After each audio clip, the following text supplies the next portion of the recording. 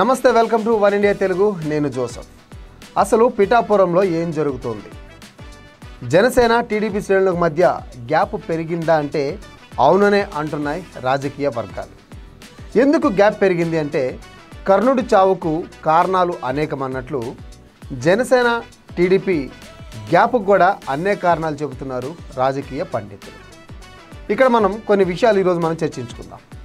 మొదటి విషయం, 2024 ఎలక్షన్స్లో జనసేన, టీడీపీ, బీజేపీ మూడు కలిసి కూటమిగా పోటీ చేసే విషయం మనందరికీ తెలిసే. అయితే ఈ కలయికలో సీట్ల సర్దుబాటు అనివార్యమైంది. ఇక అన్నిటికంటే ముందు 24లో పవన్ కళ్యాణ్ ఎక్కడి నుంచి పోటీ చేస్తున్నాడు అన్న చర్చ రాష్ట్రంలో హాట్ టాపిక్గా మారింది. దీంట్లో డౌటే లేదు.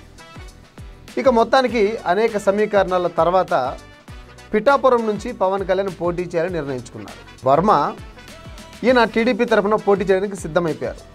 అనుకోని రీతిలో అనూహ్యంగా ఈ సీట్ల సర్దుబాటులో భాగంగా ఆ సీటు పవన్ కళ్యాణ్ కోసం ఆయన త్యాగం చేయాల్సి వచ్చింది. అక్కడ వరకు అంతా బాగానే ఉంది. ఎలక్షన్స్ జరిగిపోయాయి. ఇంకో విషయం, ఎలక్షన్స్ ముందు కూడా పవన్ కళ్యాణ్ ఒక సభలో చెప్పారు, వర్మ గారికి నేను ఎప్పుడు రుణపడే ఉంటాను. ఆయన రాష్ట్ర శ్రేయస్సు కోసం, నా కోసం తన సీటు త్యాగం చేశారు. ఆయన త్యాగం చేయడం వల్లే నేను పిఠాపురం నుంచి పోటీ చేసినట్లుగా ఆయన కూడా చెప్పారు. ఓకే, ఫైన్, గుడ్, బాగుంది. సో 24లో అనూహ్యంగా అద్భుత మెజార్టీతోటి కూటమి ప్రభుత్వం అధికారంలోకి వచ్చింది. మరి వర్మ ఎమ్మెల్యే సీటు త్యాగం చేసినప్పుడు ఆయన ఖచ్చితంగా అధిష్టానం నుంచి ఏదో ఒక హామీ అయితే లభించి ఉండాలిగా. ఆ హామీయే ఎమ్మెల్సీ. ఆయనకు ఎమ్మెల్సీ హామీ ఇచ్చారు. దాంతో ఆయన కూడా శాంతించి పవన్ కళ్యాణ్కి ఓటేయమని చెప్పి తన అనుచరులతో చెప్పినట్టు కూడా ఒక టాక్. సో మొత్తానికి పవన్ కళ్యాణ్ భారీ మెజార్టీతో గెలుపొందారు. ఆ మెజార్టీ ఎలాంటిదో మనందరికీ తెలిసిన విషయమే. అయితే కూటమి ప్రభుత్వం అంతా కూడా కొలువు తీరింది. ఇప్పటికీ 10 నెలలు గడిచిపోయినాయి. మరి 10 నెలలు గడిచిపోయినా ఇచ్చిన ఎమ్మెల్సీ హామీ ఏమైంది అంటూ వర్మను ప్రశ్నించడం మొదలుపెట్టారు ఆయన అనుచరులు. అయితే ఇక్కడ మరొక కోసమేర్పు ఏంటంటే, మొన్న ఇటీవల జనసేన ఆవిర్భావ సభలో నాగబాబు మాట్లాడుతూ 2024 ఎలక్షన్స్లో పవన్ కళ్యాణ్ గెలుపు కోసం ఎవరైనా కృషి చేశారు, మేము కష్టపడ్డామని చెప్పారంటే అది వాళ్ళ కర్మ, బుద్ధి తక్కువ అని బహిరంగంగానే చెప్పారు. ఈయన చేసిన ఈ హాట్ కామెంట్స్ అటు వర్మ వర్గంలో తీవ్ర అసంతృప్తిని రగిలించాయి. పవన్ కళ్యాణ్ విజయం కోసం వర్మ ఇంత కష్టపడితే సింపుల్గా నాగబాబు ఇలా అనేసాడేంటి అని చర్చ కూడా జరిగింది. అంతేకాకుండా అక్కడ జనసేన ఇన్ఛార్జ్ ఎవరైతే ఉన్నారో పిఠాపురానికి సంబంధించి ఆయన మీదకి టీడీపీ శ్రేణులు కూడా స్వల్ప వాగ్వాదాలు జరిగాయి.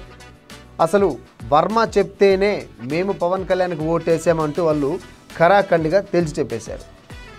మరొక వైపు వర్మ దగ్గర ఆయన అనుచరులందరూ, ఆయన అనుచర గణమంతా కూర్చొని ఈసారి ఎలక్షన్స్లో ఖచ్చితంగా మీరే పోటీ చేయండి, మీరు ఖచ్చితంగా పోటీ చేయాల్సిందే అని చెప్తున్నటువంటి కొన్ని వీడియోలు కూడా బాగా సోషల్ మీడియాలో వైరల్గా మారిపోయాయి. ఇక్కడ ఇంకొక విషయం ఏంటంటే, ఇప్పుడు తూర్పుగోదావరి జిల్లా నుంచి గతంలో బీజేపీ అధ్యక్షులుగా పనిచేసిన సోము వీర్రాజు ఎమ్మెల్సీగా ప్రకటించారు. మరోవైపు సరే ఎమ్మెల్సీ వస్తుందనుకున్న వర్మకు చెక్ పెడుతూ నాగబాబుని ఎమ్మెల్సీ చేశారు. మరి వర్మకి ఇచ్చిన హామీ ఏమైందయ్యా అంటే ఎవరి దగ్గర దానికి ఆన్సర్ లేదు. ఇది టీడీపీ శ్రేణుల్లో తీవ్ర అసంతృప్తిని రగిలించింది.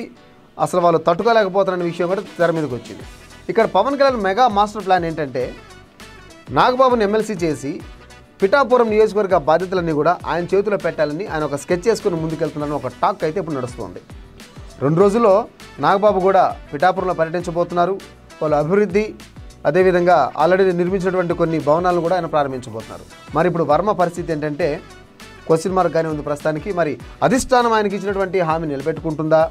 మరి పిఠాపురం నియోజకవర్గంలో అటు టీడీపీ, జనసేన ఎలా ఉండబోతున్నాయి ఫ్యూచర్లో అనేది మనం వేచి చూడాలి. మరొక ఇంట్రెస్టింగ్ అప్డేట్తో మళ్ళీ కలుద్దాం.